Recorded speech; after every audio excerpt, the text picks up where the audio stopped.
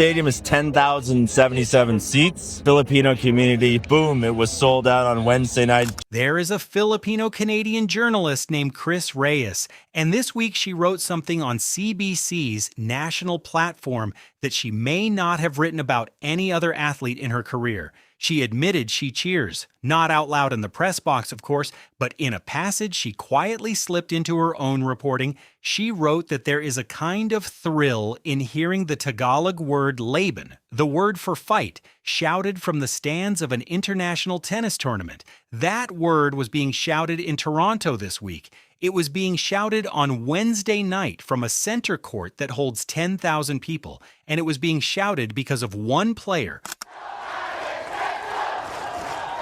21-year-old Alex Eala of the Philippines. Reyes filed her story on August 5th. By the time it published, the seats behind her had already sold out, not in a day, not in an afternoon, in 30 minutes. And that 30-minute figure is where this story begins, because it is the number that made a tournament director rewrite his own scheduling assumptions. 4 days before that Toronto match, on August 3rd, Eala had walked onto a hard court in Washington, D.C. and beaten the world number 4 Jessica Pegula in 3 sets, 4-6, 6-4, 6-love. That final set bagel gave her the Mubadala DC Open, a WTA 500 title. It was the first WTA singles title ever won by a player from the Philippines. 2 days later, she was in Toronto, ranked a career-high number 20 in the world, the first Filipino ever inside the top 20. And the crowd that was waiting for her at Sobeys Stadium was not the crowd a first-time Toronto debutante usually gets.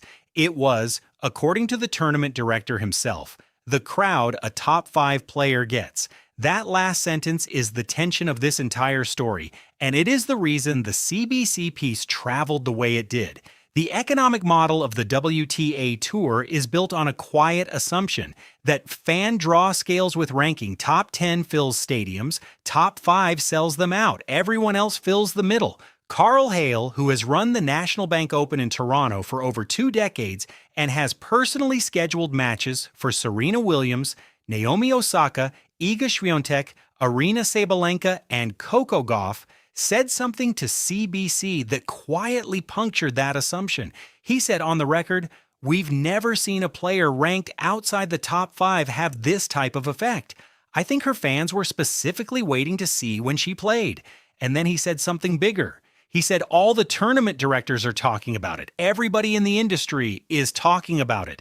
That is not marketing language. That is not a press release. That is a senior WTA Tour executive telling a national broadcaster that a player outside the top 10 had, within a matter of days, forced his industry into a conversation it was not prepared to have. Some critics online, CBC noted fairly, have called Eala overhyped. That view exists, and it deserves to be named. The answer to it does not have to come from her supporters. It came from her racket on August 3rd in the form of a 3-set final against the tournament's number 1 seed. To understand what actually happened in Toronto, you have to start with a math problem Carl Hale walked into last week. When Eala's second-round match was announced, the tournament initially placed her on Grandstand Court, a court that seats 2,800 standard practice. She was seated 25th, playing an American opponent in the second round on a Wednesday night. Grandstand was the appropriate room, but then the tickets started moving. According to Hale, speaking to Philippine media and echoed in a WTA video widely shared by the tournament's own social channels, the number of ticket requests for that Wednesday match climbed past 5,000. 5,000 requests for a court that holds 2,800. That is not a marketing success. That is a scheduling emergency. So Hale made a decision that, in his own words, he had never made for a player ranked outside the top 5. He moved her to center court a the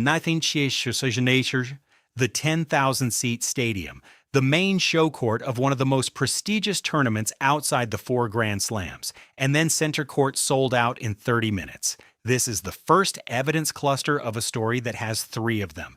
The first is executive, the second is industry, the third is performance, and they build on each other because a stadium can sell out for many reasons. Novelty, marketing, a lucky moment. What made Hale go on national television was not the sellout by itself. It was the pattern that came after.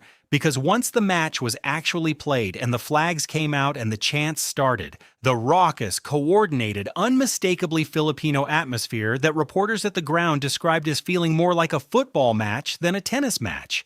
That is when the industry noticed. That is when tournament directors from other stops on the tour started calling. Hale's exact phrasing to CBC was that everyone was talking about it. That is not a phrase an executive uses casually. He was describing a real conversation happening across the WTA operations community, a conversation about whether the tour's next growth market is not a country the tour visits, but a diaspora that shows up wherever the tour goes. That conversation had already reached the podcast world. Andy Roddick, the former U.S. #1 and 2003 U.S. Open champion, spent a full segment of his podcast Served with Andy Roddick in late July talking about what he called Eala Mania.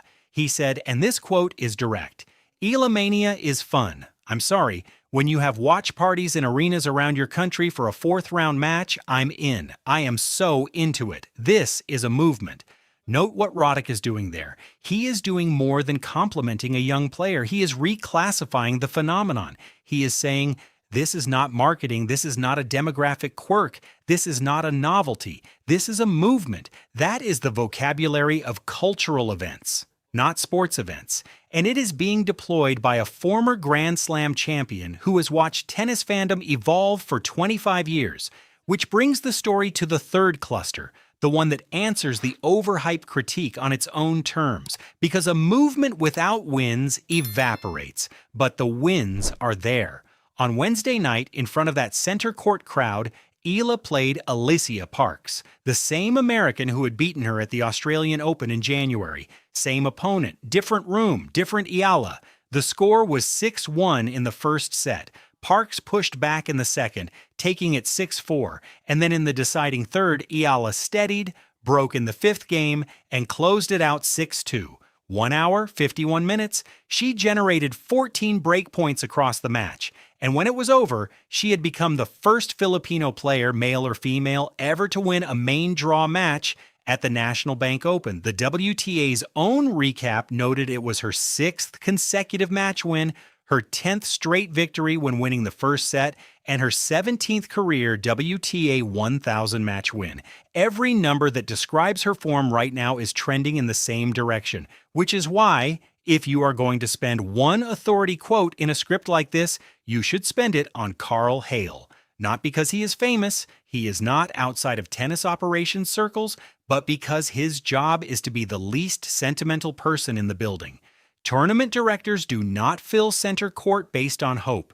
They fill it based on data, and when the data breaks their model, they say so plainly. Hale's most quoted line this week from a separate interview with ABS-CBN was that Eala is an absolute blessing to the sport of tennis. He said the Filipino community was out in droves. He said the atmosphere was sensational. But his most important sentence remains the one he gave CBC, the one about never having seen this effect from outside the top 5. And then there is Chris Reyes, the CBC correspondent whose byline carried this story into Canadian mainstream awareness. Reyes is a Filipino-Canadian journalist with more than 15 years in North American newsrooms. Halfway through her article, she stepped briefly out of reporter mode. She wrote that hearing Laban shouted from the stands of an international tennis tournament produces a specific thrill, the thrill of a word from your family kitchen showing up in a global sports venue. It is a small paragraph. It is doing enormous work. It is a national broadcaster telling its audience through one of its own reporters that the Toronto crowd is not a curiosity. It is a homecoming that never had a home before. To place a scale on this, some numbers are worth naming carefully. According to Statistics Canada's 2021 study of the Filipino population in Canada, Filipinos account for 2.6% of the national population and are the 4th largest racialized group in the country. The community is approaching 1 million people.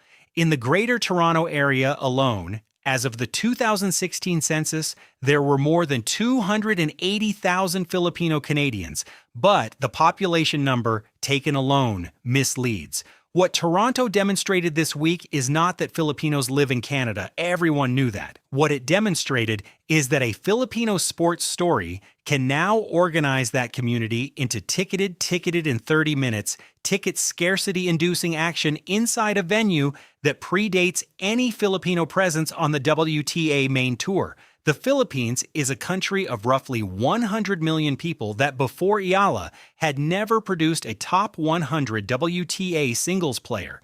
That gap between a nation of 100 million and a tour that had never seen a Filipino inside the elite ranks is the gap this week's ticket data closed. This is what makes the WTA's internal conversation, the one Hale referenced, so consequential.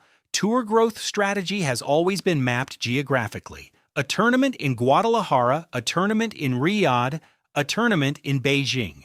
Eala's Toronto week is a proof of concept for a different map, one drawn along diaspora lines instead of national ones. If a player can consistently draw a 5,000-ticket surge from a diaspora community anywhere on the tour, the scheduling logic of the entire calendar starts to shift, none of which was guaranteed. That is worth remembering. 7 months ago at the Australian Open, Eala was ranked number 49 in the world, and she lost her first-round match to the same Alicia Parks she beat this Wednesday.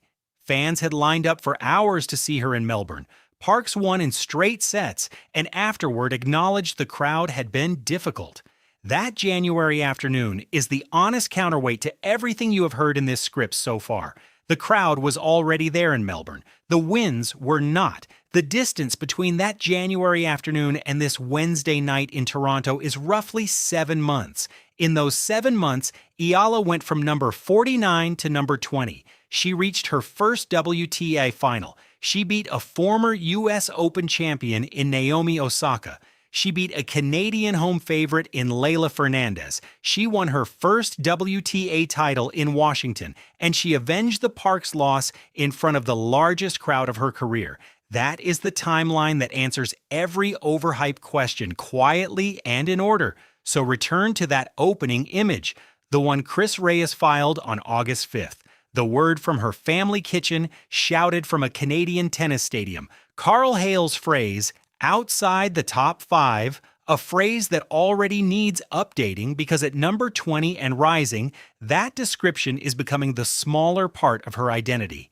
30 minutes to sell out 10,000 seats on a Wednesday night for a second-round match in her tournament debut.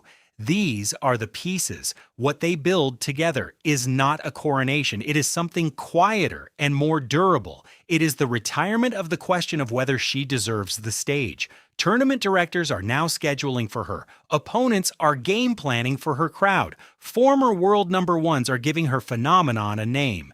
And a national broadcaster's correspondent is telling her audience in the first person that a Tagalog word for fight has found its way into Canadian tennis vocabulary.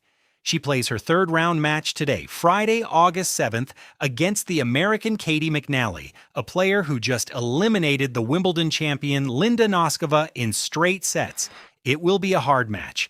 It will be once again in front of a crowd she did not have to bring to the venue because they were already there when she arrived. That, in the end, is what belonging looks like on a professional tennis tour. Not a title, not a ranking, not a highlight reel. The room rearranging its seats before you walk in.